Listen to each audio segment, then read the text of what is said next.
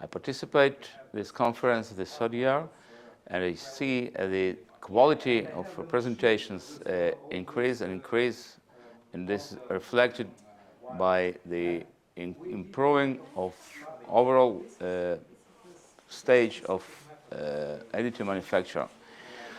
I think it's very important to organize such conferences just because the wide spectrum of presentations, the wide spectrum of the discussed issues, and then combine between widening and deepening of the research presented, as well as it contributes to all researchers in all Europe and surrounding countries to participate and to implement additive manufacturing in growing scientific research and industry.